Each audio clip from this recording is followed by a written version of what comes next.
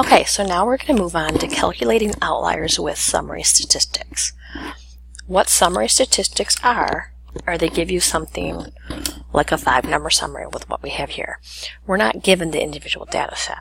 Okay, the same rules are going to apply. So I'm going to start with my boys. You can see I have a 5-number summary. So I do have my upper quartile, which is the same thing as Q1, and my lower quartile, which is the same thing as Q1, Q3. Upper is Q3, lower is Q1. So let's start by finding the IQR. So for the IQR, I'm going to take 115 minus 90. Well, 115 minus 90 is 25. So just like before, any value less than Q1 minus 1.5 times the IQR. I'm going to put that in my calculator, so 90 minus 1.5 times 25. So anything less than 52.5 or anything greater than Q3 plus 1.5 times the IQR. So 115 plus 1.5 times 25. So anything greater than 152.5.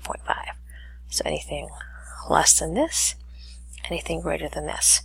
Now, what makes this different is I don't have any guaranteed individual values of the data.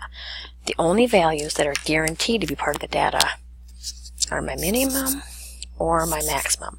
So pretty much at this point, I need to look at those values and see if my minimum is less than 52.5 or if my maximum is greater than 52.5. Okay, if they were, they would be outliers. However, in this case, 75 is not less than this, and 150 is not greater than this. So just like before, there are no outliers for the boys. But again, for any problem like this, you have to show work. So we're going to do the same thing for the girls. I need my IQR. Remember, your upper quartile is Q3, your lower quartile is Q1. So my IQR in this case is 97.5 minus 67.5. So that's going to give me a value of 30.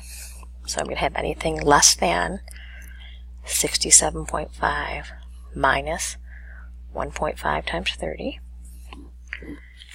Okay, so we'll figure what that is.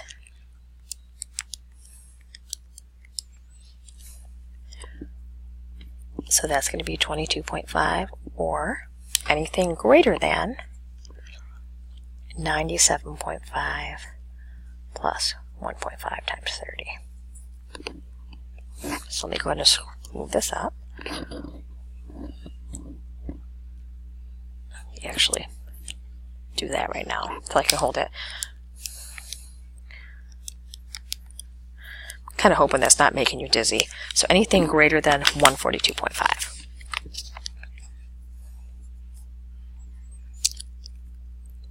So I'm looking for anything less than 22.5 or greater than 142.5. So I'm going to zoom out for a second so I can see both. You'll notice that I'm going to check my minimum and maximum again, just like I did before. So here's my minimum, here's my maximum. You'll notice that my minimum, 50, is not less than 22.5, so that's not an outlier. However, here I have a maximum 250 that is greater than 142.5.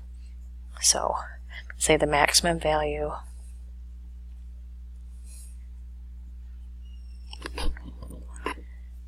$250 is an outlier.